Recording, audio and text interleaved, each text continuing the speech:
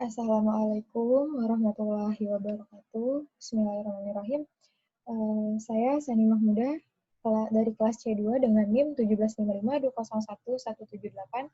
Di sini saya akan menjelaskan tentang tugas PSSI saya dengan judul Perencanaan Strategi Sistem Informasi Klinik berbasis swab. Studi kasusnya itu ada di Klinik XYZ Kota Tangerang. Lanjut saja, di sini ada latar belakang, yaitu Klinik XYZ merupakan salah satu lembaga kesehatan yang berada di Kota Tangerang. Klinik ini sudah dilengkapi dengan berbagai fasilitas yang lengkap. Namun, pada saat pandemi seperti ini, Klinik XYZ masih kesulitan dalam menangani peningkatan jumlah pasien dalam penanganan, dalam mengelola data di mana sistem yang diterapkan sebelumnya itu masih manual. Dalam hal ini, saya memutuskan untuk membuatkan perencanaan strategis sistem informasi untuk membangun suatu perencanaan strategis sistem informasi beserta portofolio aplikasi di Klinik XYZ yang dapat memberikan kontribusi yang optimal, terintegrasi dengan baik dan inovatif yang bisa menyatukan keseluruhan aspek pendukung dalam pencapaian strategis bisnis klinik untuk meningkatkan nilai kompetitifnya. Lalu di sini ada rumusan masalah, yaitu bagaimana membangun perencanaan strategi sistem informasi yang mampu beradaptasi dan selaras dengan strategi bisnis di Klinik XYZ. Lalu di sini ada tujuan perencanaannya itu, di mana sistem informasi yang dibuat sebagai solusi dari permasalahan-permasalahannya yang diakibatkan sistem yang masih diterapkan saat ini belum terintegrasi dengan internet. Lalu manfaat perencanaannya itu sendiri dapat meningkatkan pelayanan kesehatan kepada masyarakat melalui penerapan strategi sistem informasi pelayanan kesehatan di Klinik XYZ. Metodologi perencanaannya sendiri, saya menggunakan metode observasi, wawancara, dan studi literatur review.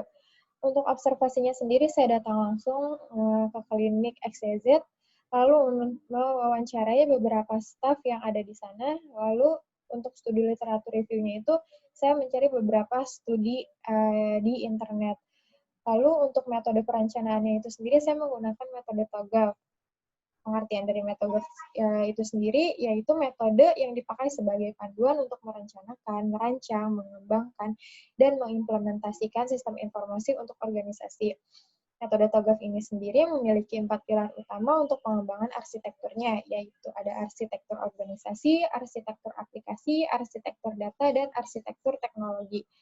Alasan saya memilih metode TOGAF ini yaitu metode TOGAF sendiri itu metode yang fleksibel, dapat mengidentifikasi berbagai macam teknik pemodelan yang dapat digunakan dalam perancangan, sehingga bisa disesuaikan dengan perubahan dan kebutuhan selama perancangan ini dilakukan. Lalu di sini ada tahapan-tahapan dari TOGAF itu sendiri. Yang pertama ada preliminary, ada requirements management, visi arsitektur, dan visi bisnis. Lalu yang terakhir ada arsitektur sistem informasi. Untuk preliminary sendiri, fase ini adalah fase pendefinisian perancangan pada Klinik XYZ.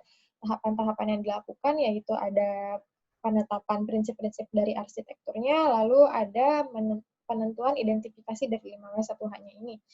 Untuk prinsip-prinsip arsitektur ini ada keberlangsungan bisnis. Dalam keberlangsungan bisnis ini diperlukan kebijakan-kebijakan oleh pimpinan atau manajemen dalam mengambil keputusan yang mendukung proses bisnis. Lalu di sini ada yang berorientasi layanan, adalah layanan yang akan bercermin pada aktivitas bisnis yang ada atau bisa disebut dengan proses bisnis organisasi di mana pengembangan arsitektur organisasi informasi akan berorientasi layanan dapat memberikan ketangkasan organisasi dan arus informasi yang tidak terbatas pada Klinik XYZ.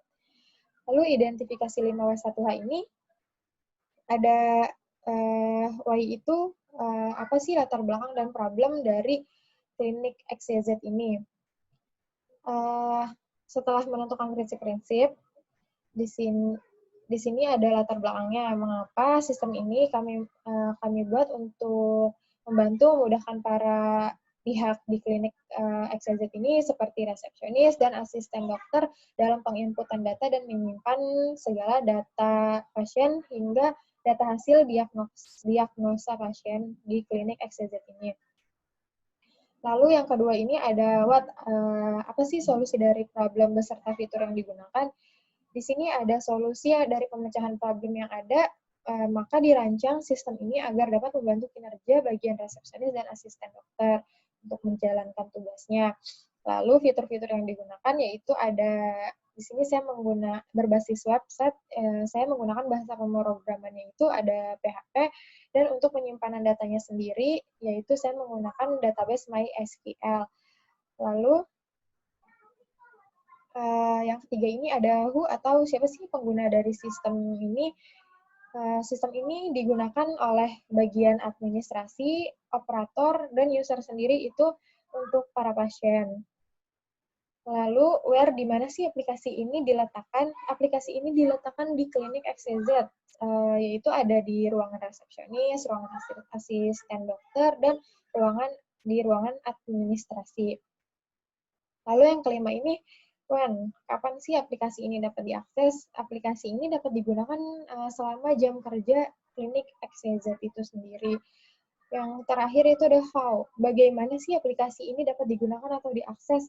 Aplikasi ini dapat digunakan melalui 3 tahapan, yaitu ada tahapan input, proses, dan output. Input sendiri ini, sistem ini akan mengelola data inputan berupa data pasien, data diri karyawan, data obat-obatan, dan penyakit. Lalu proses ini, yaitu user itu nantinya cukup melakukan penginputan data karyawan, pasien, obat, gaji, dan lain-lain. Lalu di sini output, hasil akhirnya itu adalah cetak beberapa form dari fitur-fitur yang ada di websitenya. Lalu di sini ada tahapan requirements management. Tahapan ini dilakukan untuk mengidentifikasi permasalahan pada klinik XYZ, lalu membuat solusi bisnis terkait permasalahan pada klinik XYZ, lalu membuat solusi sistem informasi untuk klinik ini, lalu yang terakhir itu mengidentifikasi kondisi arsitektur saat ini pada klinik XYZ. Lalu selanjutnya di sini ada visi arsitekturnya. Dalam usaha untuk mencapai visi dan misi arsitektur itu dilakukan strategi yang harus dilakukan yaitu mendefinisikan dan menganalisa kondisi arsitektur atau exiting dan membuat target arsitektur teknologi. Lalu membuat standar minimum penggunaan software dan hardware-nya, melakukan training atau pelatihan kepada para staf di klinik XYZ tentang pendalaman ilmu di bidang TI. Lalu manajemen mendukung penuh dalam kebutuhan TI ini di klinik dengan membuat anggaran khusus untuk memenuhi kebutuhan TI-nya. Lalu di sini ada value chain. Value chain ini ada dua aktivitas utama. Ada dua aktivitas, yaitu ada aktivitas utama dan aktivitas pendukung. Aktivitas utama di sini yaitu ada area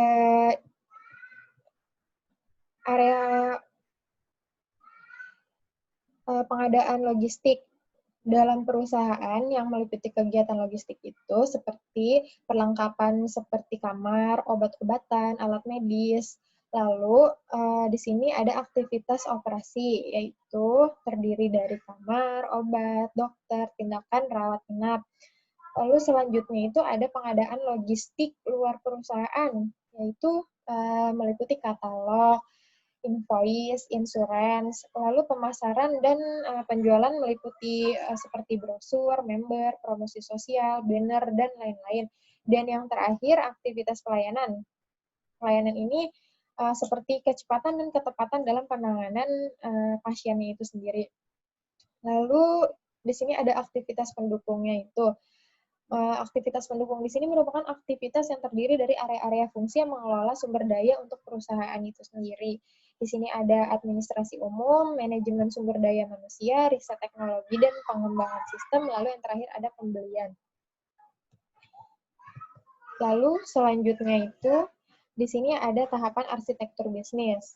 Pada fase ini, saya akan menentukan model bisnis, seperti sejarah perusahaan, proses, fungsi, dan aktivitasnya yang diinginkan berdasarkan skenario bisnis dari aspek geografis, informasi, fungsional, dan organisasi dari lingkungan bisnisnya itu sendiri. Tahapan yang dilakukan dari fase ini itu ada identifikasi sejarah dari kliniknya itu sendiri, menjelaskan struktur organisasi pada klinik XYZ, serta job description dari tiap divisi masing-masing. Lalu yang terakhir ini ada pengembangan rancangan arsitektur bisnisnya itu sendiri. Nah, di sini ada rich picture dari proses manajemen klinik XYZ itu sendiri. Di sini tahapan utamanya itu ada pasien. Prosesnya itu pasien datang untuk mendaftar. Pasien ini bisa mendaftarkan diri langsung atau mendaftarkan via di website. Namun kalau pasien itu mau daftar langsung, maka pasien akan langsung dapat nomor antrian. Jika dia mendaftarkan lewat website, dia harus mencetak uh, mencetak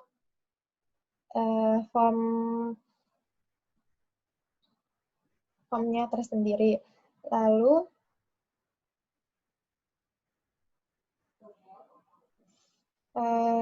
selanjutnya pemeriksaan pasien. Pada tahap ini pasien akan diperiksa sesuai dengan keluhan yang dialami pasien tersebut. Kemudian dokter akan memberikan hasil pemeriksaan dan resep obat kepada pasien serta memberikan keterangan apakah pasien tersebut membutuhkan rawat inap atau hanya rawat jalan saja. Jika pasien harus mengalami rawat inap, maka pasien harus mengisi formulir yang diberikan oleh pihak klinik sebagai syarat untuk memesan kamar di klinik. Sebaliknya, jika pasien hanya memerlukan rawat jalan saja, maka pasien hanya mendapatkan resep obat dari dokter. Setelah itu, pasien diperiksa oleh dokter dan mendapatkan resep obat. Lalu pasien selanjutnya memberikan resep obat tersebut ke bagian resepsionis, di mana bagian resepsionis ini merincikan total biaya yang akan dibayarkan oleh pasien. Kemudian pasien akan menerima rincian biayanya. Selanjutnya pasien akan menuju ke bagian apotek untuk menebus obat serta membayar rincian biaya. Bagian administrasi akan melakukan perekapan laporan dalam bentuk pembukuan, di mana dalam perekapan laporan ini meliputi beberapa laporan seperti laporan yang pasien daftar, seperti laporan obat serta laporan pendapatan. Lalu selanjutnya di sini ada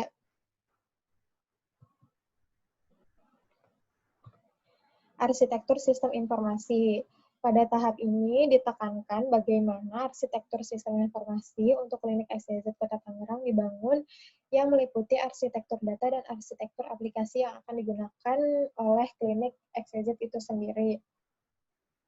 Untuk arsitektur aplikasinya itu dilakukan identifikasi kandidat aplikasi, yaitu menentukan jenis aplikasi yang dibutuhkan untuk proses data dan mendukung bisnis, serta membuat pemodelan arsitektur aplikasinya.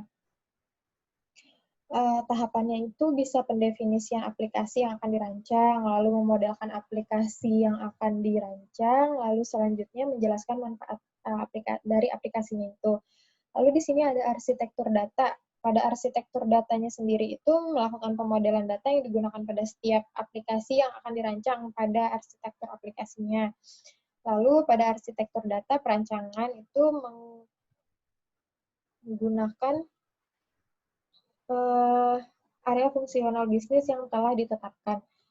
Lalu di sini ada contoh tampilan aplikasi dari klinik XYZ Kota Tangerang. Ini adalah contoh halaman menu utamanya, yaitu di sini ada kategori menu, kategori obat, data pasien, data dokter, rekam medis, dan password. Ini halaman utama dari klinik XYZ. Lalu kesimpulan dari perencanaan strategi sistem informasi ini adalah penelitian ini hasilnya itu berupa perencanaan strategi sistem informasi dan teknologi informasi pada klinik XYZ. Perencanaan strategi sistem informasi ini untuk membantu klinik memiliki keunggulan kompetitif agar mampu bersaing dengan perusahaan lainnya. Proses identifikasi strategis menggunakan metode TOGAF. Penerapan sistem informasi strategis ini dalam menjalankan proses bisnis pada klinik XYZ sangat dibutuhkan sebagai pendukung untuk mencapai strategi bisnis dari perusahaan itu sendiri. Cukup sekian, terima kasih. Mohon maaf apabila ada kekurangan yang saya sampaikan. Kurang lebihnya saya mohon maaf. Terima kasih. Wassalamualaikum warahmatullahi wabarakatuh.